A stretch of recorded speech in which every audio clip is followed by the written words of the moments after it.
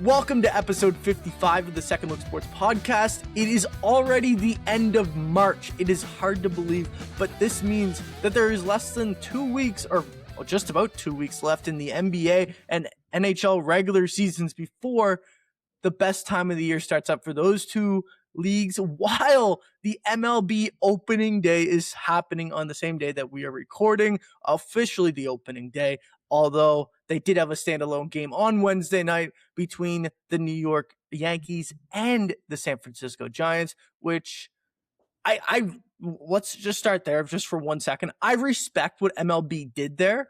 I really appreciate them doing a standalone game. I love opening day. I think it's a great thing, but I like the idea of having a standalone game. The only thing, other than obviously everyone has complaints with the broadcast because that was terrible, is I wish that they would have started with the defending champs, just like we have in football. Like, you do a standalone game for them and you raise the banner on that night, and that's how you do it.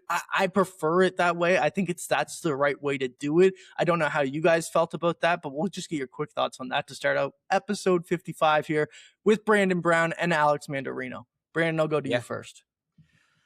No, I mean, I do understand what you're saying, Justin. I think it would be it's always a good start to the season. I think the NFL is one that typically does this or tries to do it as much as possible, as you kind of get that champion out there, let them start the season, kind of, give us that remaining thought from the season that was, and then you kind of get going. But you know what, I didn't mind the matchup. I mean, it's two great traditional teams in the MLB. For sure.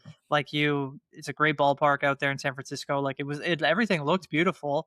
I would just say, I was not very impressed with the broadcast that Netflix put on. I think there were, quite a few things that I'm sure if they continue to work on baseball coverage, they'll get better at, but it was just, it seemed to be full of surprises in not a great way, to me at least. And that's just one person's opinion. But no, I mean, it's great to see that it was going on, and that we've got opening day, today, full slate of games on Thursday, and at Friday night, the Jays will get going at Rogers Center. So it's always a good time of the year. And we know, even though it doesn't feel like it, summer is finally approaching. Yeah.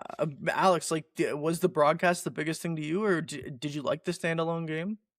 It's okay. I don't mind it. I did find that just because of the time of year and so much is happening outside of the baseball realm, it felt a little early. Like, I'm almost curious if it feels like the fact that we still have, like, Jays probably have 4 or 5 games in March alone, if not more. And it feels a little bit early, mainly because maybe in Toronto we're biased. It's still freezing out here. Not that they really have to worry about that with the Rogers Center configuration. It feels like baseball is coming a bit early. We have, as you mentioned, March Madness is underway. We have the Sweet 16 as we're recording, or I guess a day after you're listening, half the games are being broadcast. But that being said, I still think it's exciting to have one standalone game. Incredible ballpark, as you mentioned, Brandon. It might be number one, if not top 3, in my personal opinion. And not the greatest game itself, mainly because the Yankees kind of took it to the Giants. Now, trivia question, who's the only Yankee that didn't get a hit?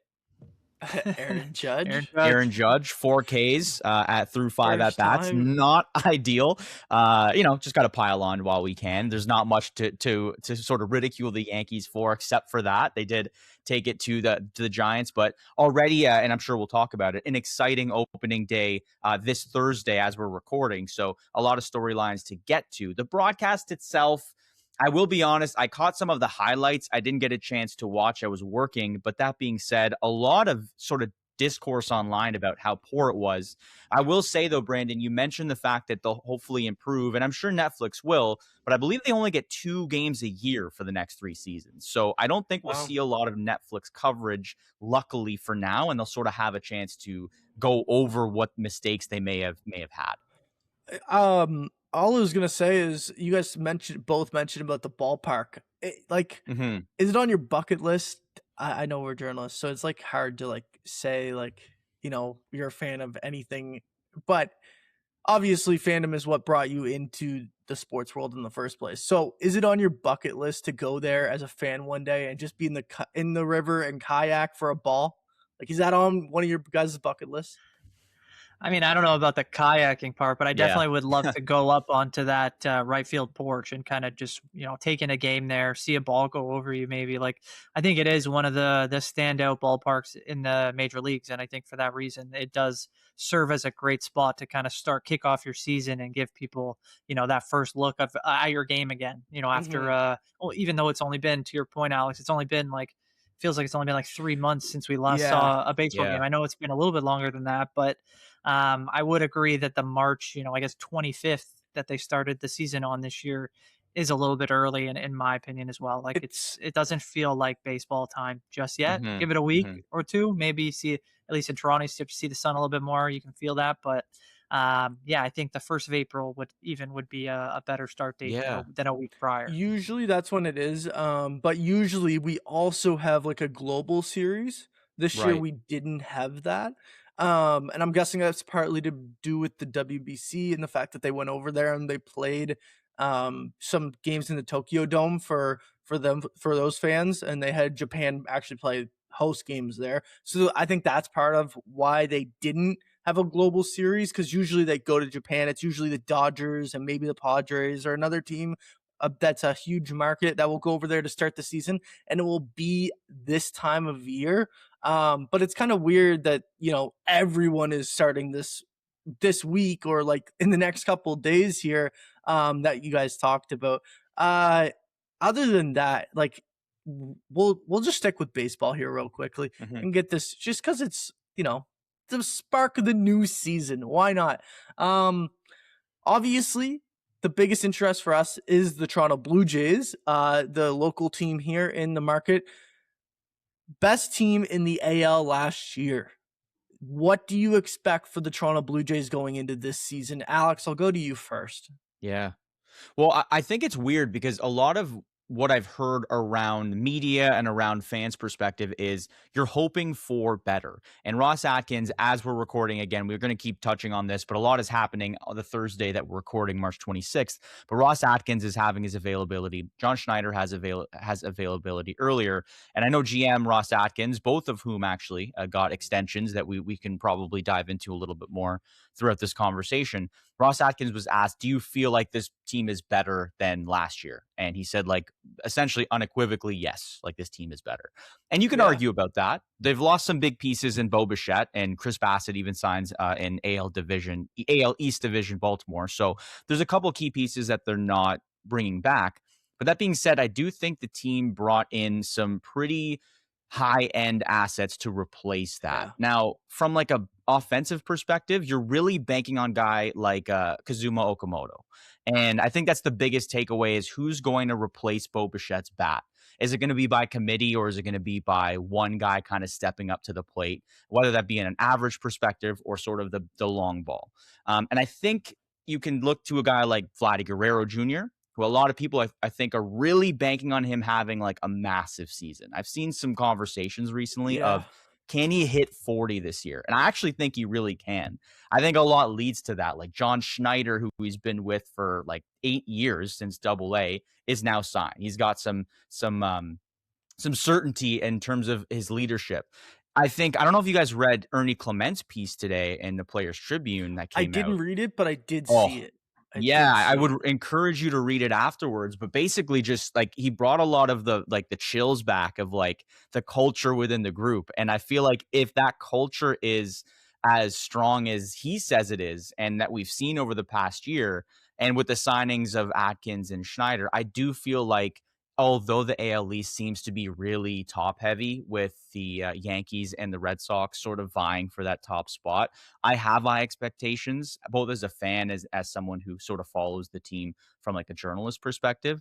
There's some ideas of like what's their rotation going to look like early and who's going to replace the bat, especially with Santander being placed right now on a Hmm. 10-day DL, which was weird to see. Obviously, we Yeah. know he'll be out for longer. Even though he's I think I probably have the high longest expectations. one now, or he's going to be the Yeah, yeah. longest one to make a return. I personally, I look at the 20-day or 26-man roster from last year to this year's opening day, and it's 10 times better. It feels like Yeah. just looking at the names, like names on paper. Obviously, everyone knows that just doesn't earn results, or that's not how games are won. But when you look at the names on paper, and considering what they did last year, this team is better. Like, this team is a lot better. The pitching depth is really where you see it. It's gotten a lot better. Obviously, you can look at the bats and probably say they took a little bit of a hit, but Okamoto, I really like. I think that you're going to see some pop from him.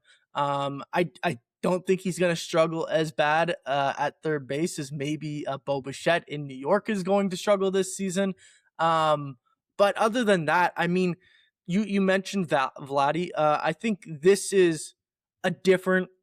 Like, I think that even though he's a superstar, it's kind of weird to say this. Even though he's a superstar in the MLB, he feels like he's gonna break out this year. If you guys follow what I'm saying, like, he exploded last year in the playoffs. He was so confident. He was mashing so much in the playoffs last year. He was incredible, like, absolutely incredible. And then you watch the WBC and just unreal pop to him. I don't know what it is. It just feels different with him right now. The level of confidence with him is just different. You watch that last spring training game, and he goes and hits an absolute bomb. And I think it was against the Rays, if I'm not mistaken. And it's just like, oh, this guy's that level of dialed in already. Like, it just feels like it's going to be a different year. You talked about it, Alex, him needing to have like a monster year. And like, you talked about 40 home runs. I think 1,000 OPS is not out of the question. I heard Kevin Barker talk about that the other day. Like, is 1,000 OPS crazy? I don't think it is crazy. I think Vlad can definitely do it. I just think he's also going to be a guy that hits for average. Like, he's going to get some bombs, but like, he can very easily end up, I know this is like going to sound crazy, but he could very easily end up as the AL MVP this year. I don't think that's crazy. I think that's definitely possible. People already have given it to Judge. Like, that's the thing that I mean. Like, you're going to have to like take votes back from Judge, because that's what people already assume before we go into the year, that Judge is just going to become a 3-time or 3P for AL MVP. But Brandon, what about you? When you think about this team, where do you stand? No, I mean, I definitely agree with both of you guys that this team does appear to be better than, at least, like you said, the way that they started last year, the team that they brought out on opening day. Like, there's definitely some pieces that I think they brought in that will definitely improve what this team's capable of.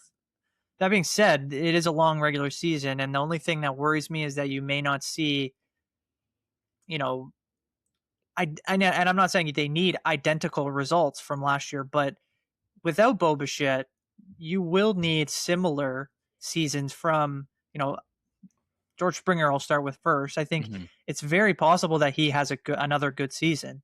It's also very possible that he regresses and that we see him not necessarily go back to what he looked like a couple years ago, but we start to see him eventually decline, or he just isn't able to keep the magic from last season.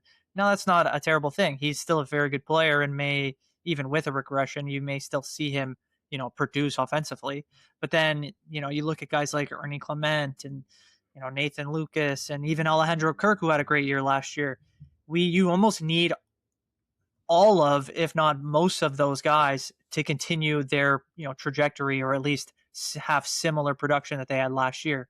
So I would say the offense is the one thing that worries me. That being said, the pitching, at least again, to start this season, it looks a lot better than what they had going into last season. Yeah. The depth seems to really be there. The bullpen really seems to be loaded with guys that can help in all assets. So I think they're going to be in a great position to go out and win some of these games that may be lower scoring than what we saw last year, where their record with 5 runs, was astronomical. I think they only lost 1 or 2 games in those scenarios, if they lost any at all. So it's going to be one of those things where if the offense is able to continue the production they had last year, I have no question this team should be winning the AL East and should be one of the top 2 teams in the AL.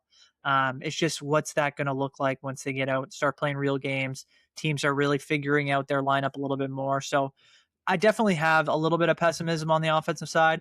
But like I said, the team in general just feels like it's gotten that much better that I think they could survive, not being one of the best offenses in baseball like last season. So we'll just have to see how it goes. But definitely just so excited to see this team get off and hopefully get to a better start than they did last year. And then from there, it could just be, straight up.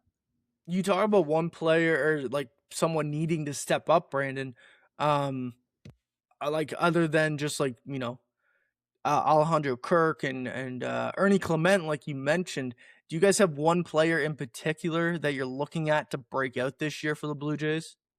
Alex, I'll go with you. Breakout's a tough one. The one thing that was interesting when you were talking, Justin, was how incredible Vladdy's postseason was. And my initial thought, like I agree, it was obviously a big reason why they ended up an out essentially away from the World Series. Not to bring up bad memories, but Ernie Clement arguably had a better postseason, and Most hits ever. you know, and Most it's hits ever. unbelievable.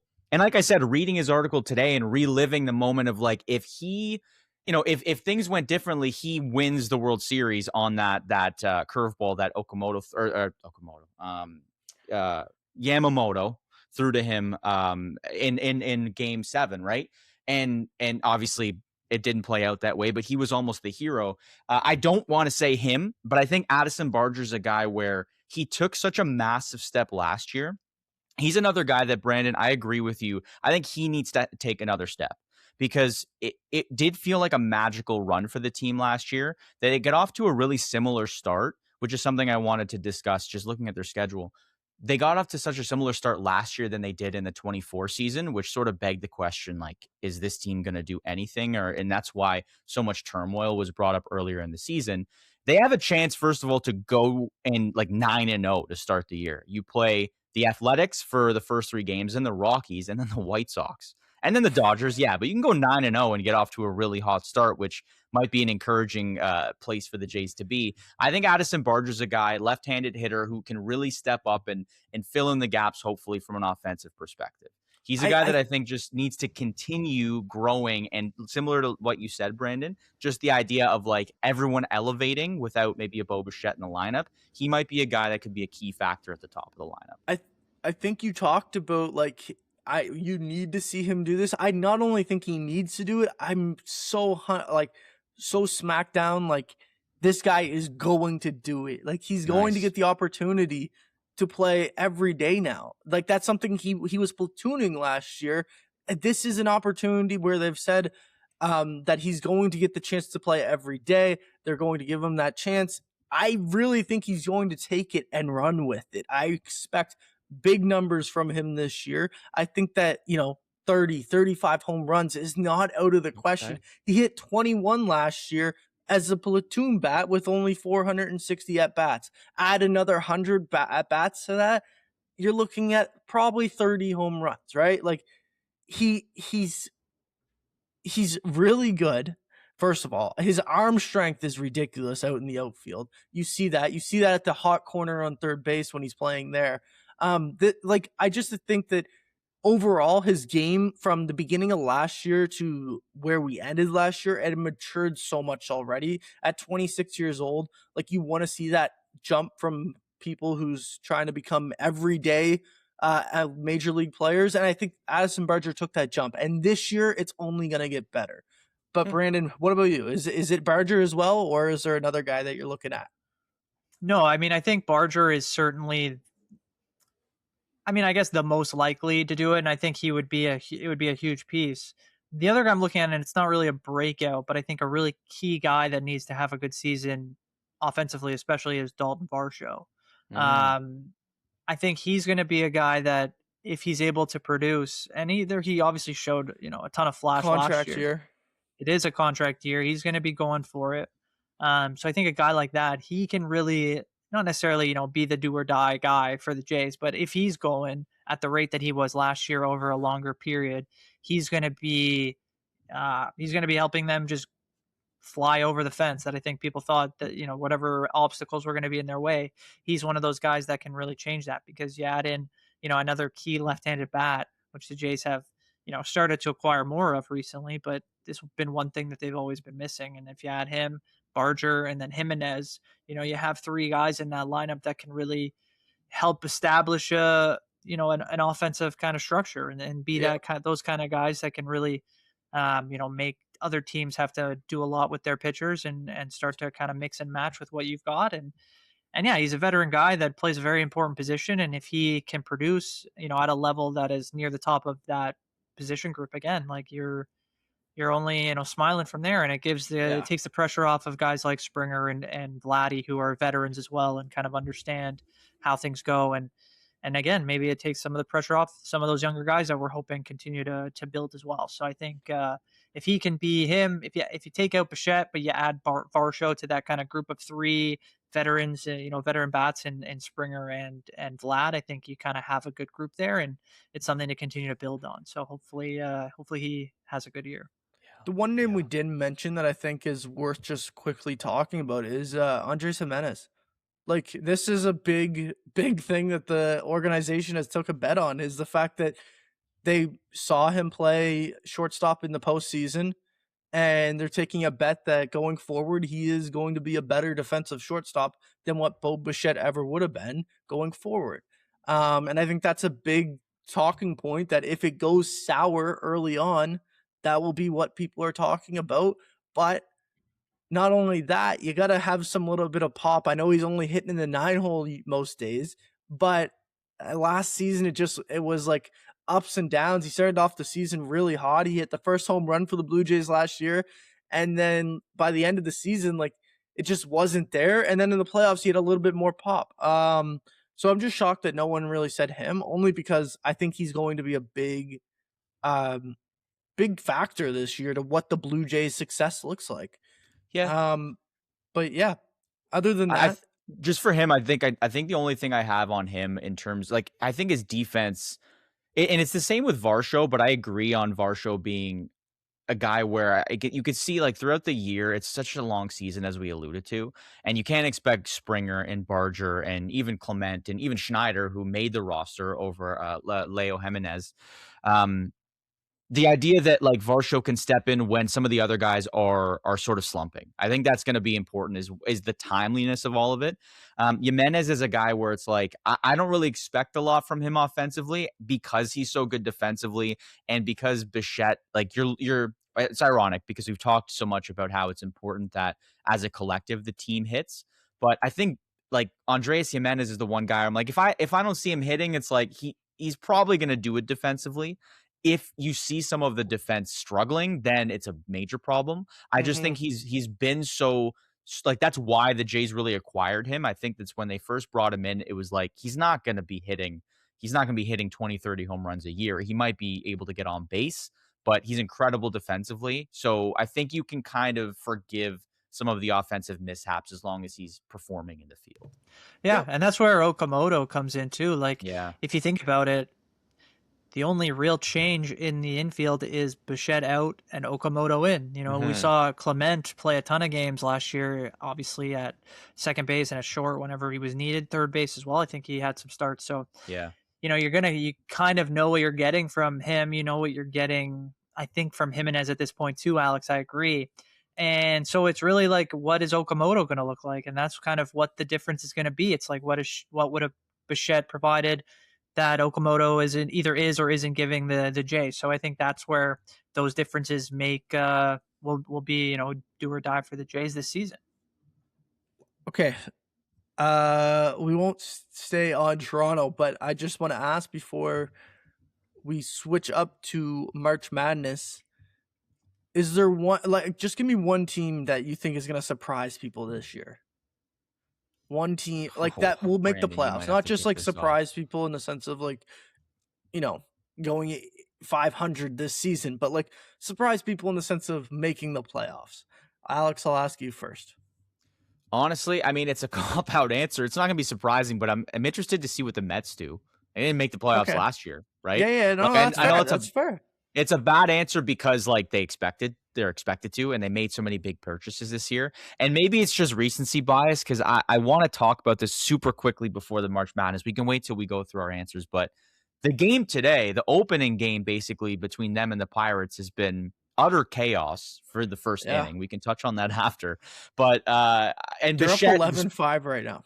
But okay, you know what, we're on it. We might as well talk about it real quick. So I don't know if you guys saw, Skeens gets pulled after 37 pitches. Not his fault, in my opinion.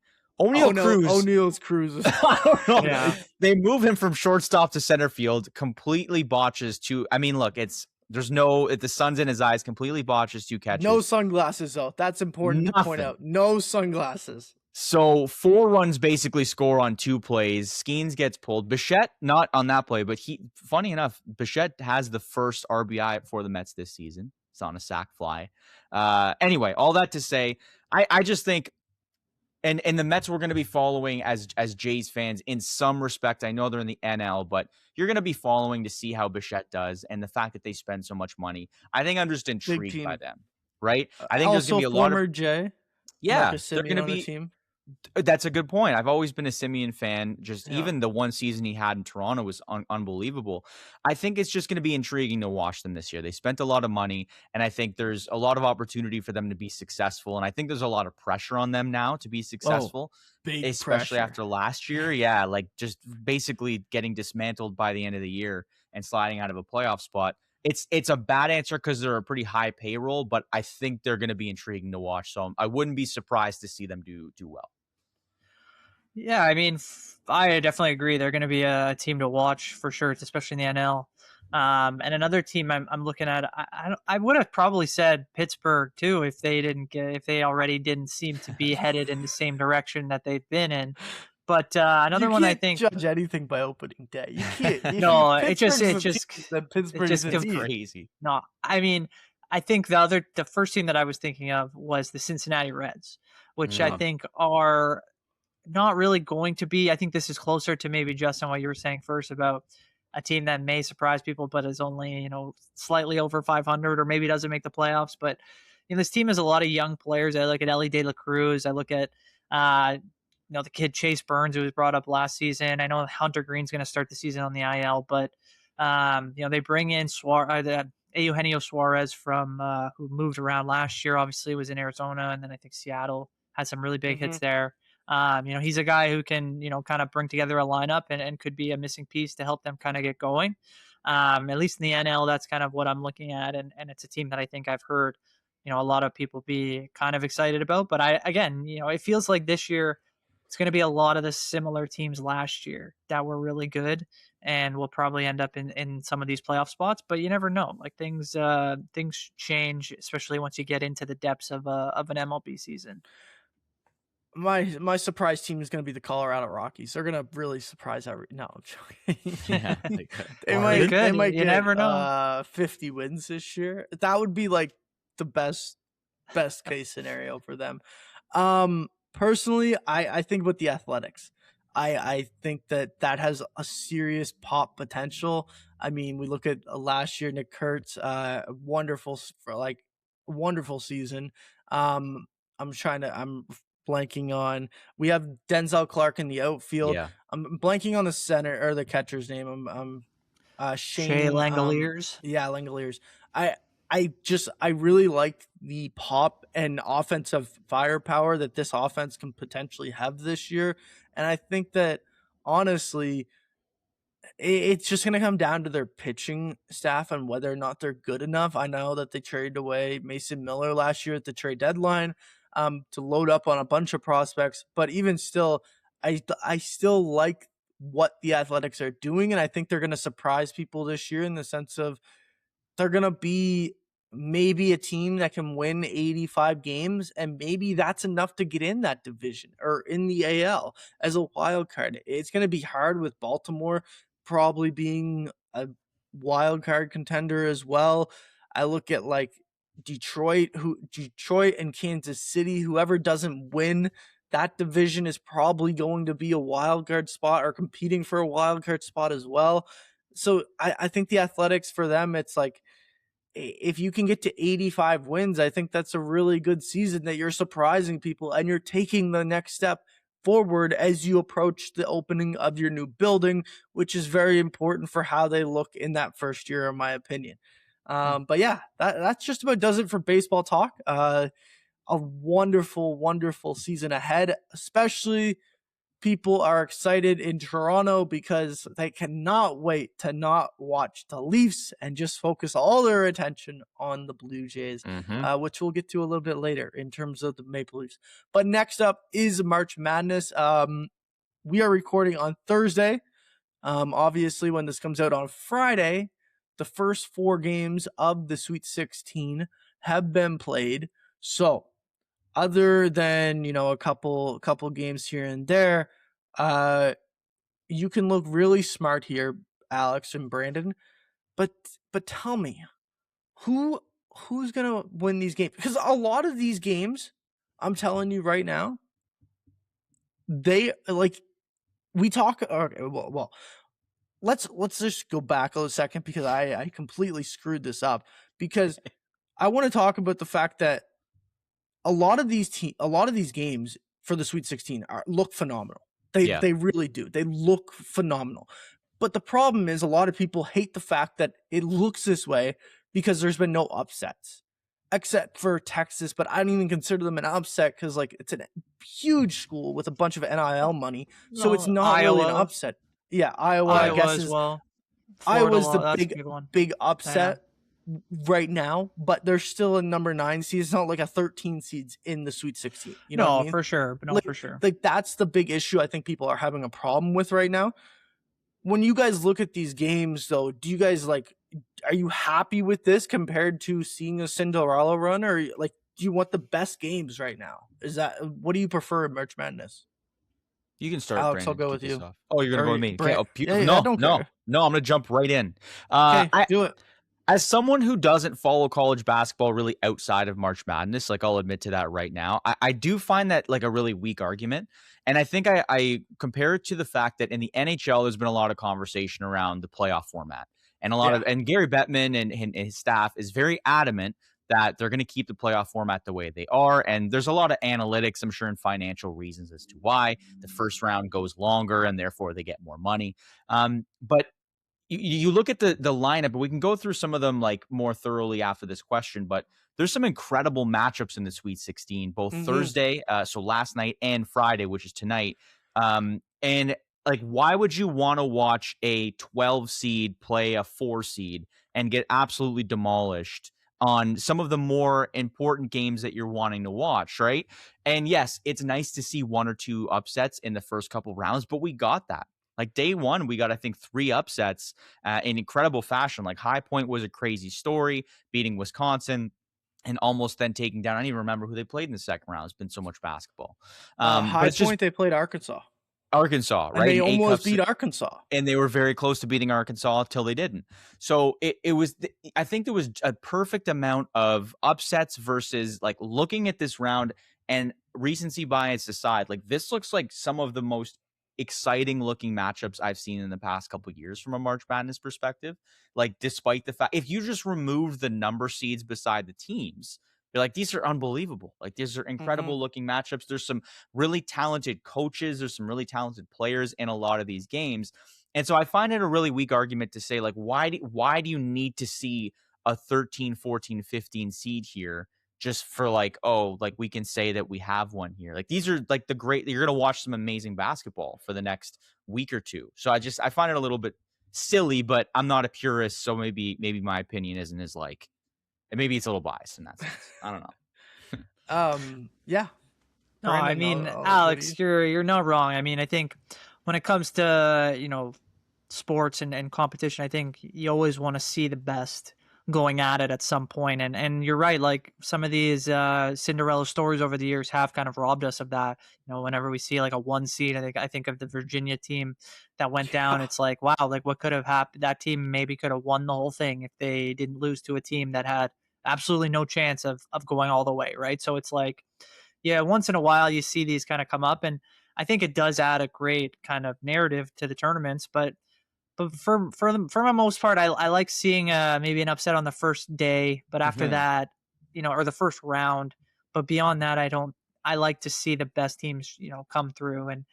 And I think some of that is just, you want to see the best players. You want to see the guys that everyone's hyping about. At this point, you're talking about NIL. You want to see the guys that are being paid the most at this point, pretty much, to make it through, and to see how that's going to affect maybe their NBA draft stock or or their legacy with their program or in the tournament itself. So I mean, I definitely think it's the tournament's been really good so far. I know, Justin, it's not seeing those crazy upsets all the time, but we definitely have seen some lower ranked teams come through and show that they're still not a huge range of talent, from one group to another, that some of these schools can come in and they can compete.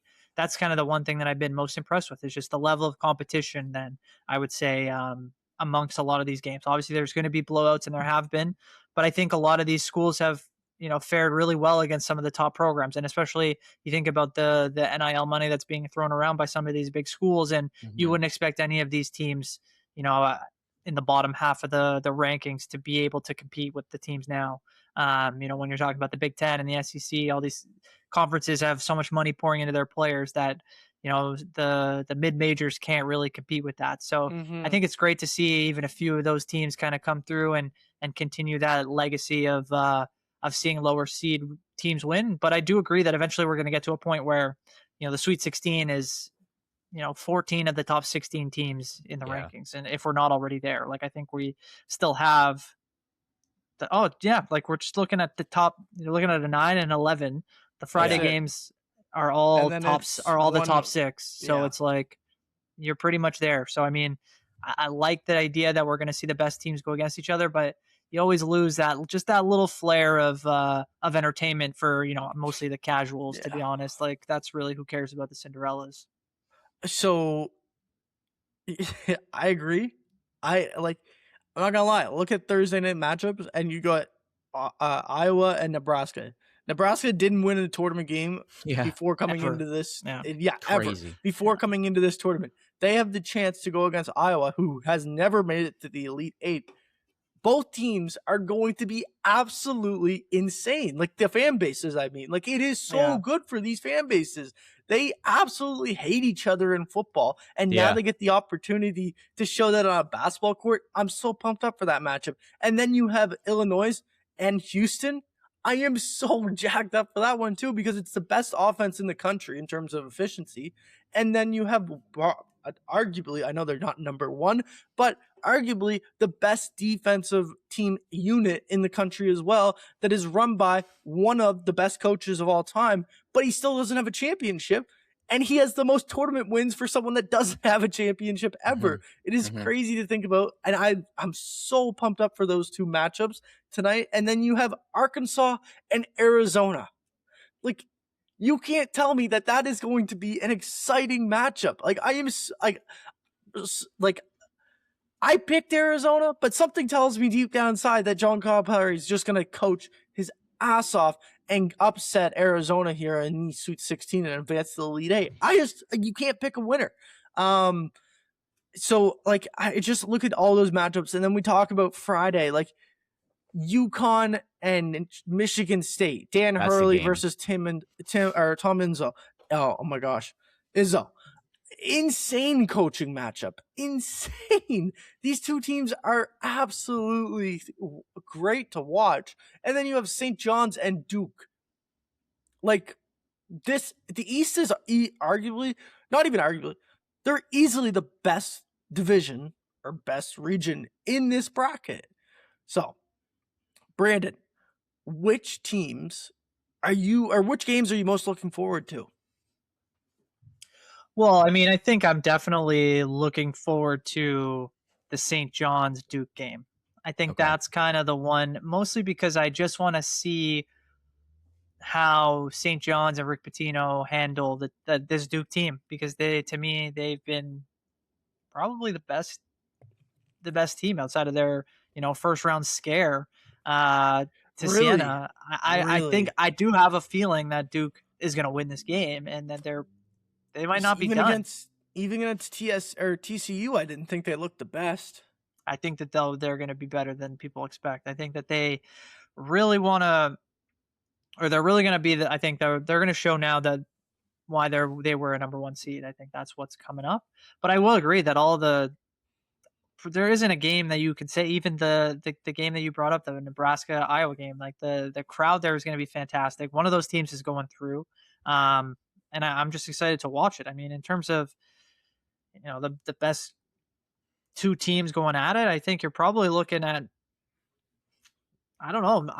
The East Michigan, region is just the- insane. Yeah, that Michigan Alabama game I think is going to be incredible too. Like That's both of also those gonna be a teams good are really game. good. Like you can't really go Michigan wrong is with any of these. Michigan's the best number 1 seed I think left. In terms of what I've watched so far, I think Michigan's been the most dominant. They've been the most efficient.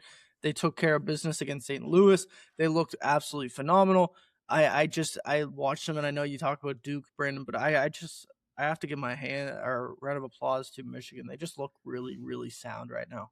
Yeah, Alex, I mean all like outside of Florida, all the top number 1 seeds have looked really good. Yeah. Alex, for you, what's the number 1 matchup for you this weekend? It's Michigan. Yeah, no, this weekend, Michigan State, UConn. It looks so juicy, and I think it's just the coaching. Like Dan Hurley, the only coach in the last very, very long time, only team really, who's gone back to back. I think there was a crazy stat that I don't know the specifics. Yeah, go ahead, Justin. You think you know what I'm referencing? 2007, a defending champion hasn't made it past the first weekend except for UConn, who went back to back. Yeah, that is, I think, a stat that it's been out there, but I don't think people, there's a lot of stats in sports that I don't think people really give a lot of credence to, because there's 1,000 stats in every sport. Another one is Sidney Crosby's 20 plus seasons, or 20 seasons in a row of point per game plus, and he's probably going to hit it this year too, knock on wood. But that one is crazy to me. Like, you can imagine you're only playing 2 games, and one team has done it back-to-back times where you've actually made it back-to-back champs past the first weekend. So Dan Hurley versus Tom Izzo, they're coaches that have done it for a long time. Jeremy Fears on the Michigan State side has been playing out of his mind. Alex Karaban's a senior leading his group on the UConn side. I think that's a great matchup where I think one of those teams who ends up moving on could make it all the way to the championship game. I'm really intrigued by that one. I think an underrated one is Michigan, Alabama. Mainly because Alabama's been there for a long time. They can score at will, but Michigan's been a team that's been pretty consecutively, like you said. I think I would agree they're probably the best number 1 seed left. But it's very rare. I look at it from any other NBA or NHL perspective. This would be where you start a playoff run with 16 teams. But you often are one team is significantly better than another team in other sports, whether it's NHL or NBA. But I can't see one matchup where there's going to be an obvious team that's going to win. Maybe you look at Purdue, Texas, but I don't even think that's a good example. And then again, we're talking half these games have already happened when this is being listened to, but I still think that it could go either way. I think Tennessee can take down Iowa State. I don't know. I think there's so many exciting, every single game is exciting for its own reason. That's the whole point. And then you look at the crazy. Elite 8 and it's only going to be better. You know what I mean? Yeah. It's only going to keep on getting better. And by Sunday night, we're going to have a Final Four decided that is going to play the following week. And man, you could tell me 16 different combinations of who's in the Final Four, and I'd say, yeah, you're probably right. There's going to be so much movement in terms of who actually will come out as the region champions here. It's gonna be really exciting to watch. I'm super excited. I think that just about does it for March Madness. We can swap up to the NHL. Are we going to talk about our Final Four though? Do you want to give a Final Four take? Yeah, I mean, we can talk about the Final Four and who. Just just a guess who one from each region. We don't have to, but I feel like we have to. Yeah, I feel like it's going to be Duke. I feel like I'm sticking with my bracket, the one that I filled out at the beginning. Illinois is who I picked to go to the Final Four, so I'm going to ride on that hill. That will either look great tomorrow or bad tomorrow. So I'm going to ride there. And then on the Midwest side, I think Michigan's just going to continue to do what they've been doing. And on the West side, okay. On the West side, I don't really have a definitive answer yet, but I'll just tell you whoever wins Arizona, Arkansas is who I'm picking to go to the Final Four. That's kind of where I'm leaning right now. I just can't pick between Arkansas and Arizona right now. What about you? Oh, we're going to me. Okay, and then Brandon can wrap us up. All right. Let's just get this it's so confusing. The East. The East side, guys. I'm taking Michigan State. I think Tom Izzo is, I don't know if he's the longest tenured coach, but I just think he's done it so consecutively. He's won at essentially every level. So I think Michigan State takes it out of the East region. If we're looking at the South, man, I don't know. I think Houston. I think I picked Houston as my national champion. So I think we're going to stick with Houston. They play bully ball. I remember watching when Jamal Shed was on the team a few years ago, and it was incredible to watch that group. Calvin Sampson's a great coach. From the West, I think Arizona. I think Arizona just ends the Darius Acuff conversation in Arkansas and kind of just pushes through that segment of the bracket. The Midwest, I think I'm the most confused about. I think like Michigan's not a bad answer, but I don't know. I think I'm going to take Iowa State. I would say the Midwest is where I'm the most confused because I think any of those teams can make it out of there. I'll take Iowa State. Tom Izzo, second longest tenure head coach in currently for college basketball. Do you have a guess at number one? Is it Kelvin Sampson? I think you mentioned something like that earlier. No. No. He has the most wins for anyone that doesn't have a championship. Okay. It is actually Greg Camp from Oakland. 40 years. The guy that they were in the tournament last year, right? Yeah. The head coach that upset the goalkeeper. The head coach. Oh no. I sorry, but like so they're obviously they're not in now though, right? No. Yeah. Sorry. Oh, this is just in college basketball. This is just in college basketball in general. Who's the longest? Yes. I got you. That's crazy. And then Gonzaga's coach Mark Few is the third longest from 1999. Okay. Wow. Well, Brandon. I mean, we definitely have some different stuff. All of us. I guess in the East, I was talking about Duke, but I do not have them. What? I have them beating St. John's, which yeah. I have Connecticut coming out of the East. Wow. Yeah, that's what I'm going with. You, Colin. Again, Justin, this is my bracket from. Okay, that's fair. So this is what I have no reason to really switch it up until we get to some of those Elite Eight matchups. Maybe then I would feel a little differently. But Connecticut, I've got going through in the East. In the South, I have Houston. Alex, I will join you there. Love it. In the West, I've got Purdue, which I guess neither of you guys have. No. And I'm going with them. And I have Michigan as well for the Midwest, Justin. So I think, there's a few matches there, but looks like we've all got a different looking for Final Four, which is awesome. We can come back next week and see who actually figured it out. But Justin, in this bracket I have with the guys at 590.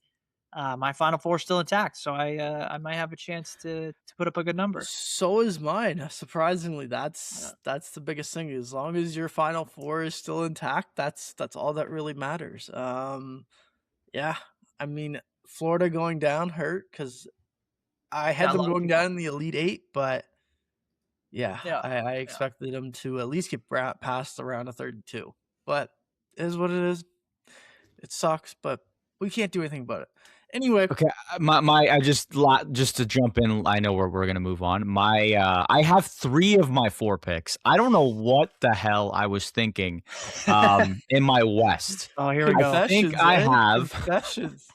Let me take a look. I might as well. Oh no, you know what? That's a lie, boys. Arizona is in the West. We're all the way back. But nice. Texas versus Purdue, I had like Miami over Gonzaga in that game. So Arizona is really holding my bracket strong from the West side. We're still alive. We're still alive, boys. We're okay. That's wonderful. I'm glad that you just realized that it was that actually was great. Arizona. That was fantastic.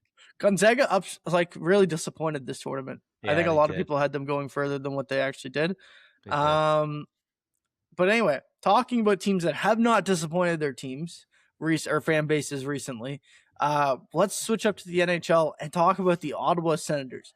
Because listen, I understand they're the Mickey Mouse of the Ontario region here, or province, whatever we want to call it.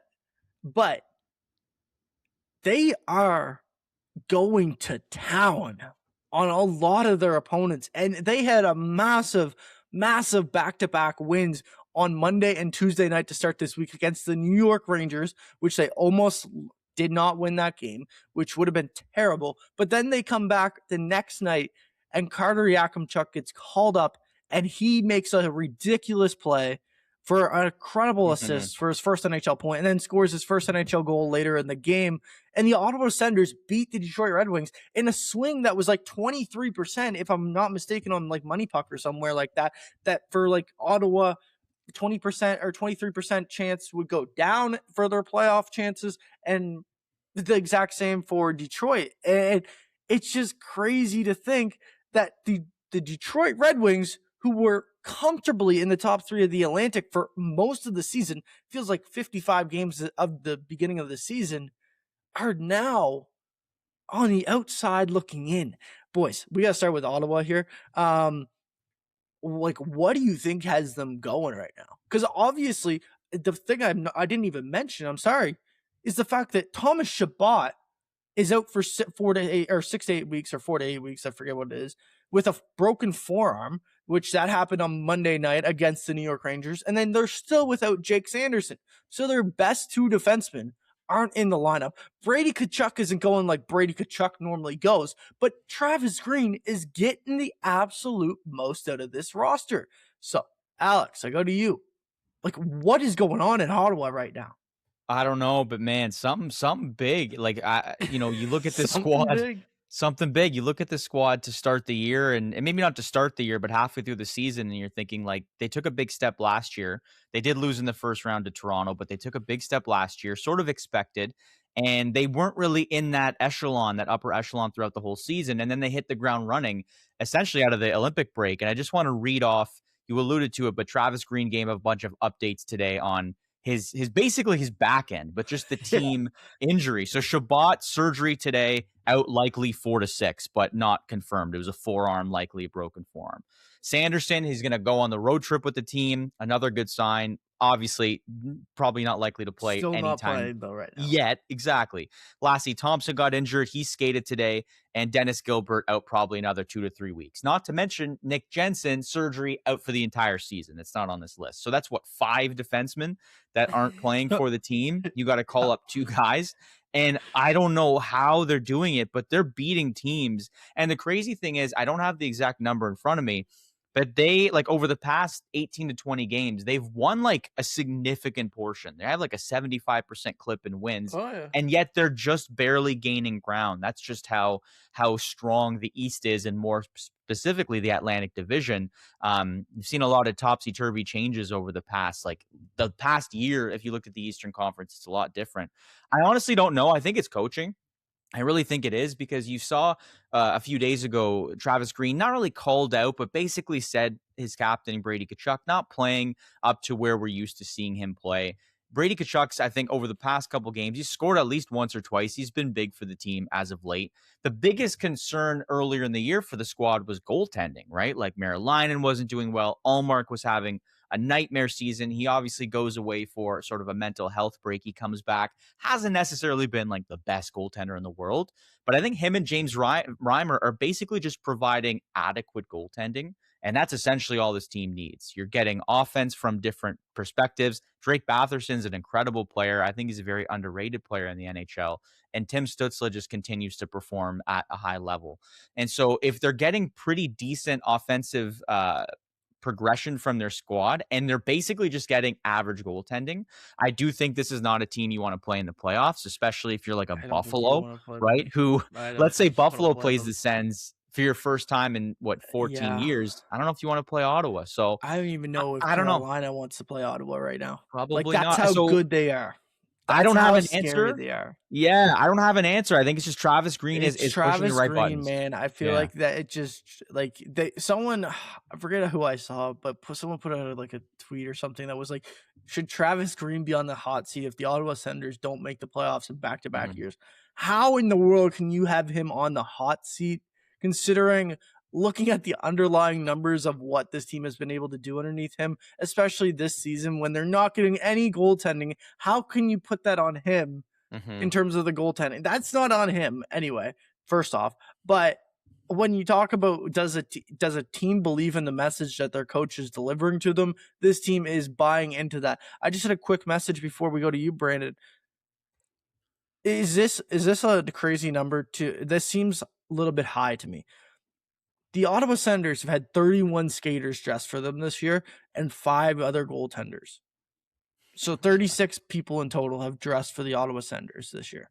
That's just off quick math. I could be completely wrong, but I'm pretty sure it's around that. That's just a quick count. Is that high? Do you guys feel like that's high for a team that's pushing to make the playoffs? I mean, I think that it does feel a bit high. I'd be interested to know like what their man games lost are. Cause maybe a guy in the NHL gets hurt, but then maybe the guy who would normally replace him in the American League is hurt as well. And then like it could be it could stack that way. But if they're amongst the top, the leaders in man games lost this season, I mean, that would certainly, again, just show more to the coaching aspect and how, Travis Green and their group have been able to kind of lift these guys up, especially I'm sure in the midst of what seemed like a disappointing season. For them to kind of turn it around is just as impressive as starting off, where they left off last year. So, I mean, there's a lot of different parts to it, but I would have to agree, Justin. I think the goaltending has been the biggest change. I mean, just with how bad it was, for them to just get even league average goaltending at this point is a huge win for a group that feels like they can go out and score with some of the best teams in the league. And they've proven that they are, a very strong offensive team, and they have guys down the lineup as well that are able to help shut down other teams' best players when they have to the most. I look at a guy like Shane Pinto, who's I think really, come into his own this season as a real shutdown center and can be that guy that they lean on in a playoff situation. But if you're not getting goaltending, none of that really matters, because, shots that are typically saved by, again, league average goaltending, are somehow finding their way through earlier in the season. So if they're able to kind of shore up a lot of that, then I think the team has just as good a chance as any in a loaded Eastern Conference to maybe find their way through a couple of rounds, and who knows from there. So you guys talked about it earlier. I'm not sure that I would want to play them, especially if they're coming in hot, off of a 6-week period here where they've had to win almost every game to make sure that they get in. So it's going to be interesting to see how it all goes.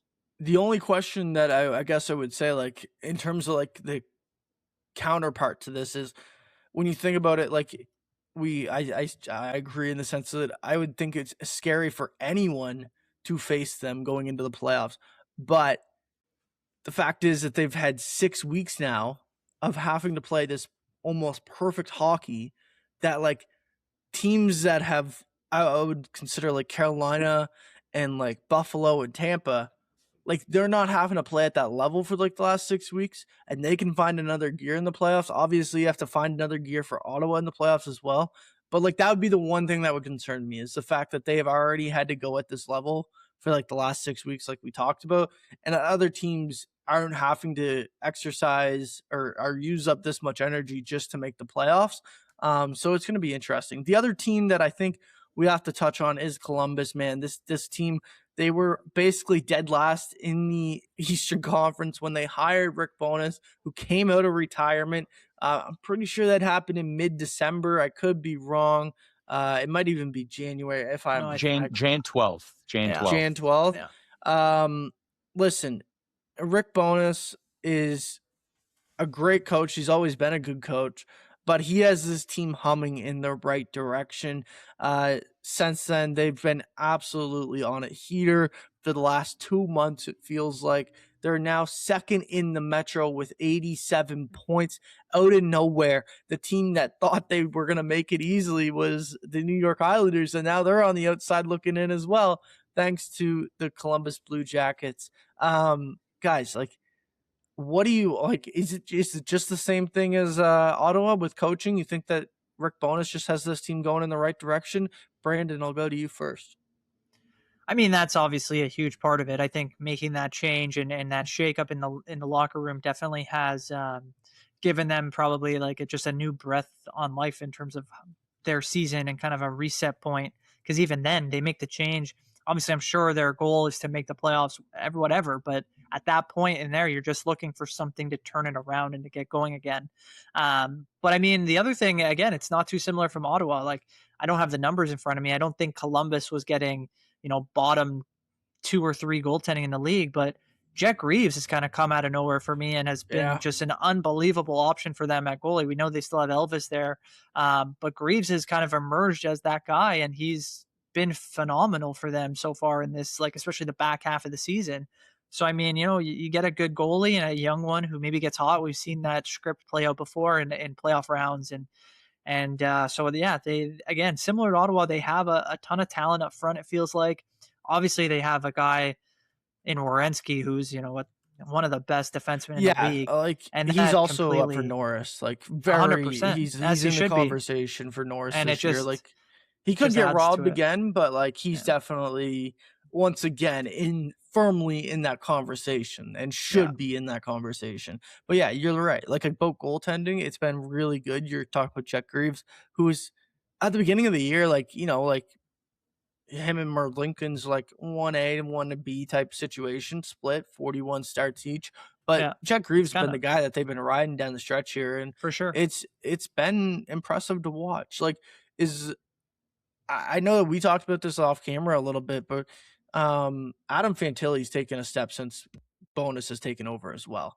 And I think that's a big part of this as well, is Adam Fantilli starting to become that number one center-esque guy that everyone you knew it was coming with this kid, but you're starting to see it, and he's starting to take off, and he's starting to play more underneath Bonus, and he's starting to feel more confident because he's putting up points in what feels like every game now. So yeah, I think that's a big part of it. Marchenko, another guy that just keeps on producing and underappreciated in the league, I would say. And then you have the guy that they brought in, Connor Garland. I think that's a Yeah. massive addition. I thought it was a perfect fit, and he seems to be fitting in seamlessly. Alex, what do you think is what's going on in Columbus right now? Yeah, I think we touched on a lot of it, but I think the two guys that are the biggest takeaways are Rick Bonus and interestingly enough, Columbus is tied with Buffalo and Anaheim for the most wins in the NHL since Bonus got hired, so January 12th. First of all, you look at those three teams, none of them even really sniffed the playoffs last year. Now, yes, Columbus was close, but near the end of the season, they sort of tailed off. It was a Cinderella story. It was exciting, but they ultimately didn't make it. So with that being said, I think it's Bonus. I think it's surprising because I don't know how long this message can sort of work in the sense that maybe this year they Hmm. go on a run.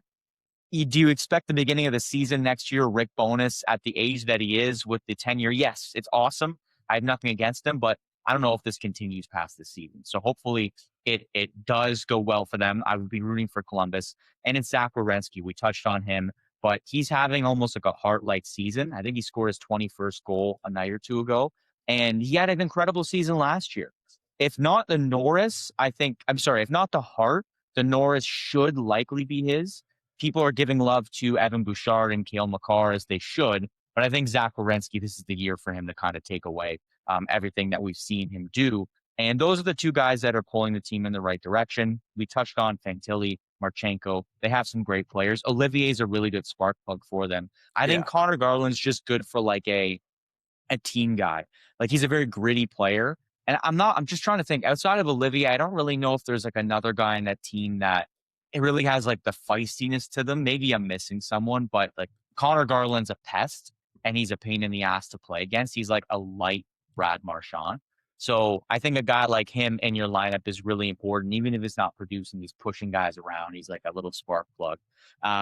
So I'm rooting for Columbus. There's a lot of really, really good stories in the NHL this year. And he's not Rick Bonus probably shouldn't win coach of the year based on like the Oh length of yeah, time, yeah. but he might get some votes, man. He might get some votes, We but might have Bonus as the coach of the year and Kevin Adams as the GM of the year. It'd be the most ridiculous thing ever. Like, what are we yeah, watching? we talked about no Cinderellas in March Madness. There might be some Cinderella runs here in the NHL. It feels like Yeah. you talk about since January 12th when Rick Bonus was hired. Do you guys have a guess at who the best three records are in the NBA or NHL for that time period? Yeah, I think I just said it though, didn't I? I think it's what is it, Buffalo, Anaheim, and Oh Columbus, or am no, I it's wrong? it's Yeah. Ottawa. Buffalo, Columbus, and Ottawa are the Ottawa. top Okay, three. fair enough. Anaheim is fourth with 39 points, and then the other team that's surprising to me on this list is Winnipeg at 10. Winnipeg, surprisingly, and they're not that far out of the playoffs right now. They're kind of Mhm. creeping back up in there. I know Mark Scheifele had a really powerful game the other night. I think it was Tuesday night. Gordie Howe hat trick, third of his career. Um, There's one other team. I'm not. We don't have to talk about them, but just surprising looking at this list. Since January 12th, the Colorado Avalanche are tied for 13th in the league. They've kind of fallen off a little bit since their absolute insane stretch to start the season. But yeah, so when we talk about like the Ottawa Senators, the Columbus Blue Jackets, they're obviously teams that are trending upwards and in the right direction. There are 7 teams in a battle for 5 playoff spots, and it's gonna come down to like the last game of the season. It feels like for a lot of these teams, and Detroit is one of those teams that I'm looking at where I just have to ask the question: do you guys think if they miss the playoffs, do you look at Stevie Y and say like how do you still have a job? Like are we entering that conversation, or is that too premature? Brandon, I'll I go to mean, you. I'll go. I don't think in this scenario, like I can understand you look at it in totality, like if they don't make the playoffs, he hasn't been able to get them back there. But if you look at this season, I think he's done enough to say, hey, they're still trending in the right direction. They probably, if they don't make the playoffs, they probably should have. And I think at this point, it comes down to like the players just the last Mhm. 20 games of the season just weren't able to Well, kind of get it to the finish line there. they're But also I would, injured, really injured. and that's a big part of it too, is like you can't really complain too much about the GM when Larkin hasn't played. I think he came back last night or Tuesday night, but you can't really complain when he's been out. Other key players have been out. They're still relatively young, so I think you're going to see them at some point, whether it's this year, next year, maybe 2 years from now. Still, like they're going to get back there. There's clearly proof of concept to what they're doing. They just have to continue to try to fill holes around what they need. We'll just have to see what happens down the stretch. But I still wouldn't count them out. They're a team that I've really enjoyed watching this season. I think they have a chance if Larkin can come back healthy and be the guy that he's been for them, for the last few years now. Like they still are in the depths of it, and I think things can flip here every day, like you're talking about. So we'll see how it ends up. But you're right, like that it will certainly shine a brighter light in Detroit if they get this far and then kind of flame out at the end. Hmm. I I know you guys are huge Maple Leafs guys, but instead of talking Maple Leafs, indirectly, what we're gonna do is talk not directly about the Maple Leafs, but former Maple Leafs players, because the Vegas Golden Knights might be the worst team in the NHL right now. Like seriously, they might be the worst team in the NHL right now, and they're just going through one of the biggest slumps we've seen this organization go through since they formed in 2017. It is crazy to think that they are now 78 points, sitting third place in the Pacific Division. That Connor McDavid called a pillow fight last week. Yeah, it's crazy. Their last 10 games, there's 3-7. They're not getting points. No one on the team is producing. Like, what do you think is going on in Vegas? And Alex, I'll go to you first. Like, there's one big thing that sticks out to me, and I want to see if you guys say it. But we'll go and let's see what you say first. I honestly have no idea. That whole Pacific Division, like, there's got to be just something in the water there. It's so weird that this happens in the NHL that like one division is so bad in the sense that like I think Philly would be leading that division if not second in that division. Like Ottawa Mm-hmm. is leading that Yep. division. They just not secured, but they just slid into the eighth wild card spot, eighth spot in the East. I really don't know what it is. Like, it's just, I think it's just teams like this are bound to eventually hit a slump. And Vegas hasn't hit one in however many years that they've been. Was this like their seventh, eighth season in the Yeah. NHL? And they hit the ground running. The pieces have worked for them. And I don't know if it's the culture change. I don't really think it has. I feel like the culture there, they've been hard to build because they've been moving key pieces out so often, but it's worked. And maybe it's just the collection of guys that they have there isn't necessarily working there. For a while, I know Mhm. Mitch Marner was playing center. I wonder if down the middle, they're just not as strong as they anticipated being. That's been a really important position to play. I'll be honest, Justin, I have no idea what might be the case there. Aiden Hill hasn't had a great season. Goaltending is That's where I everything. lean. That's where I I guess lean. that's kind of what I would say is like there's been a lot of big storylines this season, and Vegas has sort of flown under the radar. Maybe the Pacific Division hasn't, but Vegas as a team has. Vegas I definitely think has right. It's been like they've just been bad, but a lot of people aren't necessarily concerned or talking talking about about them. them, Yeah, right? yeah. And I think maybe Aiden Hill is a cause for that. Is goaltending's massive, and he's just not. He's not being as consistent as you've seen him be over the past 2 or 3 seasons. That would be my guess, but I don't think it's anything to do directly with Mitch Marner as much as Leafs fans might want to say, "Hey, he's poisoned the well because he's shown up." He's still second in the team in points despite how poor they've been doing. So I don't know. I'd be hard pressed to say it's him. I think it's goaltending. No one on that team for the 4 goalies that have played this season has a save percentage over 893. For So, 4 goalies, it's bad. That's not good. Even the yeah. Leafs, I think Joseph Woll is like 905. So it's like that's tough. Yeah. Well, the, Yeah, the and Leafs, if you looked at the Leafs, like the Leafs are 3 points behind the Vegas It's Golden like Knights right now. insane.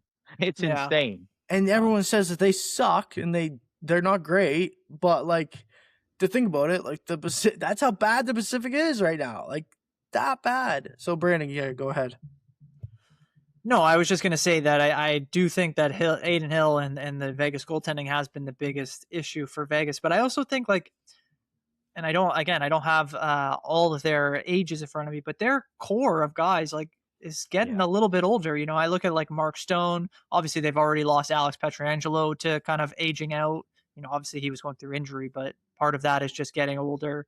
You know, even some of their guys like I think Braden McNabb and Shea Theodore, these guys are not young defensemen anymore, and they're eating up a ton of minutes in Vegas. And I think, you know, you just look at kind of the way that their team has always been. It's been kind of guys on the third and fourth lines contributing when, you know, their star players haven't as much in the playoffs. And they just don't have those type of guys anymore. Like they bring in Mitch Marner, spend the money on him to kind of, I think, revitalize their offense. And even though he's having another point per game season, it just doesn't seem to have sparked their entire team, I think, the way that they might have hoped.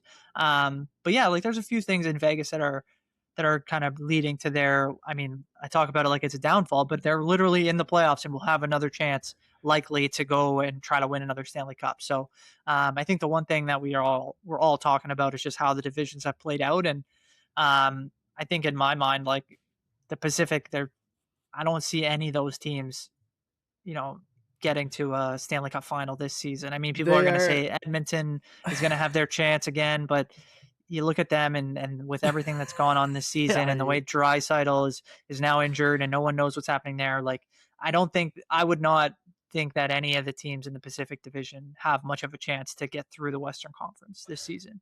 Vegas is the second oldest team in the NHL at an average age of 29.7. Good The pull. Good pull, Brando. the oldest age is Colorado at 29.88. So, Yeah, it's and crazy then the Minnesota is right differences. behind them, Tampa Bay. So you know there are some good teams up there. It's not a bad thing to be an older aging team. And just by that list, like I think it actually helps you when you have a veteran group of guys. But I think that when you're talking about your stars, I think are on the other side of that 29 as opposed to being around it. I think that's when you start to really see the difference. And when you're not able to fill, you know, your bottom six or your I'm not 100%.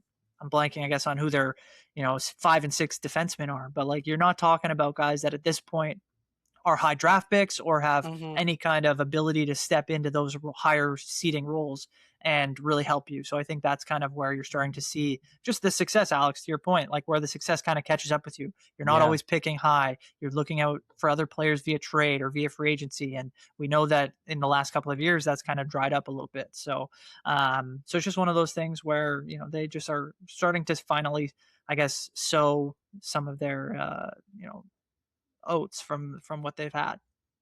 Yeah, I'm just looking at this list quickly. It's crazy to think Montreal is the second in terms of like youngest team Yeah. in terms of average age, and everyone's surrounding them. No one's in the playoffs except for Buffalo, who's at 25. It's Chicago, Vancouver, St. Louis, Calgary, New York Rangers, and San Jose Sharks.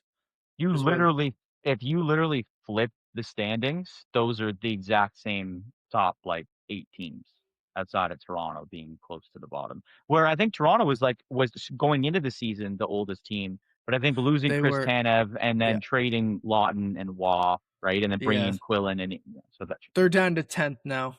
They're down to 10th at yeah 28.92. So they are trending down, or they're trending towards going younger, but yeah. still, we'll see what happens. There's a conceivable conversation just to wrap up the Pacific Division thing. Like it's conceivable that I think right now Utah is the first wild card spot, and they Oh might yeah, because they'll end up like kind of being they'll pushed in play. with the Yeah, they'll Pacific. play the Pacific They winner. might they might win. They might make it to the Eastern Conference Finals through that division, right? Like Western. I Yeah, know yeah. Edmonton pretty much took it to them a couple nights ago, but that's like neither here nor there playoff wise. But I don't know, man. Look out for Utah if they get to go through that path. I don't know. That's if they hold on to the number one wild card spot, because that number True. one wild card spot is pretty valuable right now. Yeah. Because Nashville is coming down on them right now as well, and that's they're 3 points clear now of LA for that last wild card spot. Nashville has been on a heater as well. Like that's another Mhm. team. Like you talk about Ottawa, they're not as on big of a heater as Ottawa and Columbus, but they've been playing great hockey here for like the last month and a half, and it's been so much back and forth talk this season. I feel like when they started to crap, they were like, "Oh, it's time to fully sell," and then they made a push, and then it was like, "Okay, it's a mediocre sell." Then it went back to a full sell near the trade deadline, and then somehow they're in a playoff spot right now. Like it's crazy to think about where Nashville's season has gone over the last little bit. I mentioned Winnipeg. They're now 5 points back of Nashville for that last wild card spot. It'd be crazy to see them make that, but stranger things have happened, so it's not out of the woodworks yet. Um, yeah, I just look at this NHL like calendar, and it's just it, no one expected anything to look like this season. Like, just this is the great thing about the NHL is like you don't know what exactly is going to happen every given year. It's not like the Dodgers of the MLB where you go, oh, okay, well, they're probably going to make at least a bare minimum NLCS. You know what I mean? Like everything changes in the NHL on a year-to-year basis. Even when you have a repeating Stanley Cup final, it doesn't even look like it's going to be a repeating Stanley Cup final until they actually get to that point, right? So yeah, that's the most exciting thing about the NHL, in my personal opinion. But we have like one other. Do you guys have anything else on the NHL you guys want to touch on before we wrap up with one more conversation? I'm good. So, um, so so what was I gonna say? There's some news going out of Toronto or Ontario this week with Doug Ford. Um, Doug Ford has decided to ban the resale of tickets. People are still allowed to resell tickets, but they just can't do it for a higher price now in Ontario. I think personally, I think this is a great move for sports fans in general. It means you're not gonna have to pay. You're not gonna have to like beat people for scalping tickets to then have to pay $500 extra just to go see that game in the exact same seat that it was for $200. You know what I mean? It's a very, very big day, or not big day, but very important coming up with the World Cup.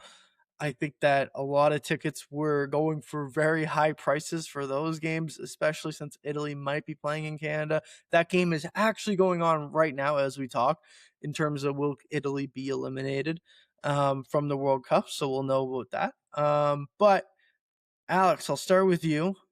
What do you think about this move that Ontario has made? The interesting thing about this, Justin, is going to be how they're able to implement it. Like, I assume online resellers will have to register in some capacity if they don't already through the Ontario government, and then they're going to have to monitor ticket prices and the reseller market. It feels like maybe there'll be some job creation there, which is always a good thing. But that's one thing. It's going to be interesting to see how it all works out that way. But also, I would expect you're going to see price increases across the board for tickets then in Really? Ontario. I do. You think? That's kind of the way that I go, mostly because I think that at this point, the teams But- and concert, like across the board, you're no longer like, I think the fear was that with resellers being able to charge more, that the market would naturally, like most markets do, with demand, the price goes up. So now that people will have to pay market price and will be more unlikely to sell their tickets because they can't make a profit off them, I think that's going to lead to kind of not necessarily a monopoly on tickets when they're released, because I think that's the way it's supposed to be. People are supposed to buy their tickets for an event and they use those tickets to go to the event. But I think that you'll just see that, hey, we can set the market kind of thing. And I think that's kind of how and I could be wrong. I'm not an economist. I don't know any of this stuff, but I think that's my first thought was like, oh, if you can't charge, if me as a reseller can't charge more for tickets, then I think that creates more of a demand for tickets in the final moments or whatever, like, because that's when the prices are typically, they go from the highest to the lowest is right before an event. So I think if those ticket prices can't go beyond what the market is, I think you will see a push for that market to grow, because you're going to see, there's a ton of money in the reseller market too, like whether it's specific companies that are hosting this, or through corporations that want to use tickets for other reasons. Like, you're going to see, I think, a change in how the markets will react to this, over the next few years. But yeah, my only caveat to that is when I don't see how the price would necessarily go. It might go up like a little bit, but I don't see how it would skyrocket, only because teams don't make money off resellers anyway. Like, all that extra money that they're making, teams aren't seeing anyway. So that doesn't have any effect on. No, but that's what I'm saying, is that if a reseller can't make profit anymore, then the only people making profit are the teams. Yeah, and if they see that as, hey, now everybody's got to come to us for the tickets. You can't go to, like, you could go to these other markets, but it's not going to be as strong, because the resellers that are looking for profit are no longer going to be doing that. So I think that that's where, like I said, the demand will be now to get your tickets as soon as possible, because that's going to be your best way to get them. Because they're not going to be able to, people aren't going to be looking to buy tickets fast and then sell them or flip them or do whatever for a profit, because there's no longer any tickets available. So that's kind of where my mind goes to, hey, if at the very beginning, when the most important, the people from all over will want to get their tickets to ensure that they can get them, because now on resale markets are going to be changed. That's where I think the teams will say, hey, if we increase by this percent, we know we're going to probably have a higher percent of sales over this kind of year or whatever kind of year projections they're looking at. But I definitely think you're right in that, like, the small market of people that look to get their tickets, at the last minute, they probably will do really well, because those prices will have to come down. But I think that for the majority of the market, that's where it'll be interesting to see. Like I said, maybe the teams or organizations don't react right away. Maybe there will be some data they want to take in, see what happens. But that was my first thought. It was like, oh, tickets prices are going to go up because of this. You guys make great points. I think I was just sort of catching a lot of this from the sidelines in terms of the conversation there. But that being said, I'd just be interested in how it gets monitored. Because I feel like through every one of these rule changes or changes in legislation, like, you wonder, there's going to be someone who's going to find a loophole. There's going to be able to these people are going to find ways to sell off the websites or through certain channels where maybe it's a slow burn and maybe you just see results down the line. I don't know if you see them right away.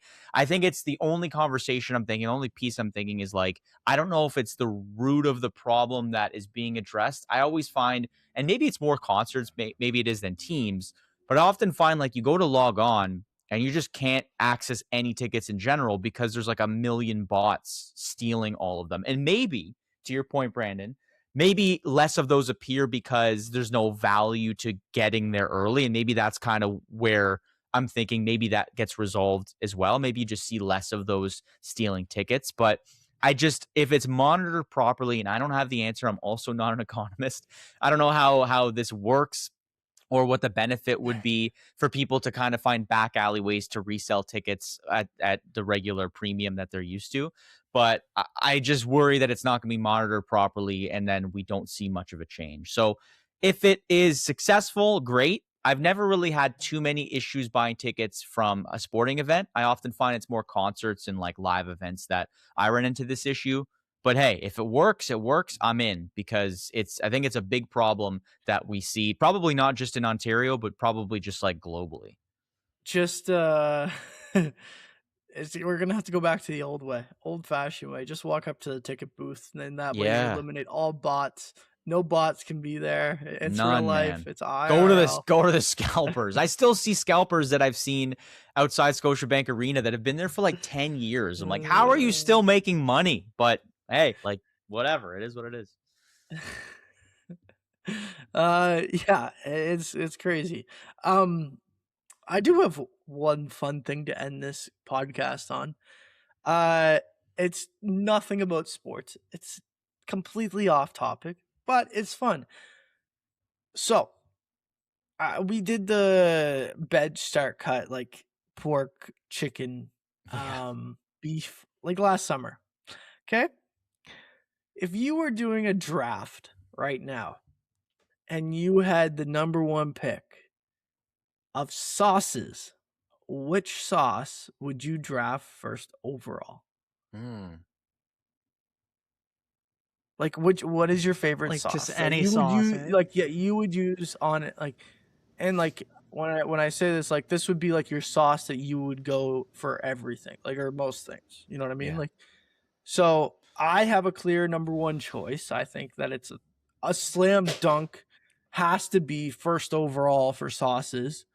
But some people have argued with me in the past couple of days since I've No, brought this argued with topic up. you? No way. Yeah, I know, right? Let's And hear it then. okay, so my number one is ranch. I think ranch I figured you'd say ranch. Is Okay. ranch a think- sauce or it's a dressing? No, is it? No, it's a sauce. I It's think a I'll give it to sauce. him. I'll I give know. it to him. But It's a yeah. sauce. Ranch is the most versatile sauce in the game.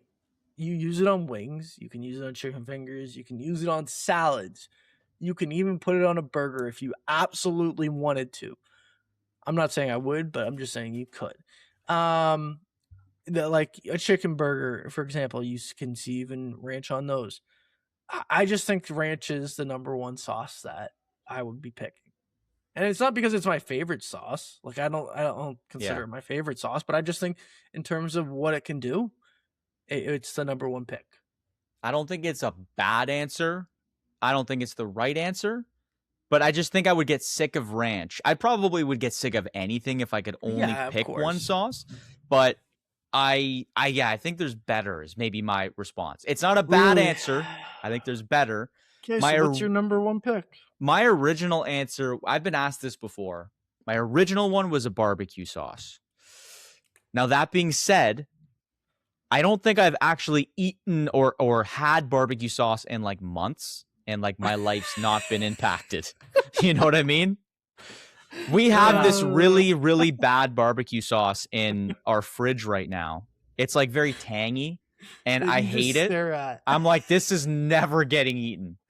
Barbecue sauce still is up there. It's not my number one. I think I'm going with like a Chipotle sauce. Chipotle sauce is like a number one. That's my number two. That would be my number two is Chipotle. Yeah. I put it on eggs recently. I put it on, you could dip fries in there. It's great with like sweet potato fries. You could throw it on a burger or sandwich. I think I'm going Chipotle number one. Oh, I mean, both good answers for sure. I mean, barbecue sauce was one that I thought of off the top. Obviously, we've only had a few minutes. I'd probably go with like, I mean, you guys took a couple good ones just to be different. I might go like with a hot sauce. Ooh, you know, like it's something that I find adding to a variety of things often and goes well with a lot of different things. Tomato sauce, mean, like you guys are. Oh, I'll go with like a for nice, pasta? yeah, like a spaghetti or something. You gotta have that. But it's not necessarily. I don't I'm think not in putting that on like in the wings or spirit anything of, like that. yeah, Like it's not in the spirit of the question. I don't Brandon think. But Brandon puts tomato sauce on his wings. Confirmed. That We got that would that. be tough. That would be tough. That would be well, yeah, I hilarious. mean, like I think I'd probably go with hot sauce. That would be mine. Okay. Yeah, I don't know. I'm not a big sauce guy though. I don't Neither am like. I. I don't Oh, really I'm a put a lot of huge sauce on. Like you're talking about condiment. wings. Like I'm not really putting anything on my. That's why I have the wing flavor that I selected. Is that Yeah. that's what I want to eat. But Oh no, I need sauce on top of that wing flavor. Like Yeah. buffalo No. is what it's getting cooked in, and then like it's got to be ranch as your dipping sauce. Interesting. yeah, I get that. It's obviously very popular, and like I'm not gonna rip on anyone for that. But like, yeah, I just don't like find myself. Like I'm a big like ketchup guy. I like ketchup on a lot of stuff too. Like Yeah, I don't that's know. I'm basic. not like. Yeah. But I said, hot that's the basic. sauce is like the one that I'll go to with like Yeah. to add a little kick or flavor to things. It's like, hey, let me throw some hot sauce. on Yeah. there. That's Yeah, a that's no, a decent answer. I put hot sauce on a lot of things as well. I'm not gonna lie, it's a good choice.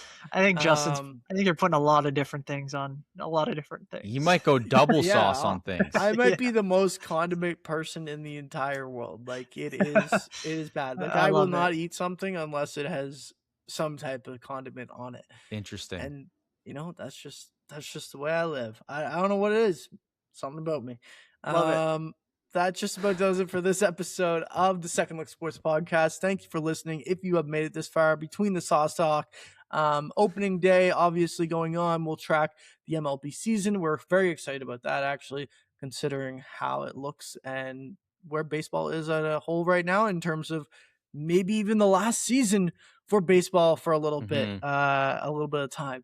March Madness, like we said, we'll be back with the Final Four next week, looking at that, analyzing that, and giving our predictions on who will walk away as the champion of March Madness this year. And then the NHL, we're gonna get 1 week closer to the NHL playoffs, and then next week we'll probably pick up with NBA, looking at that, as that's going to be closer to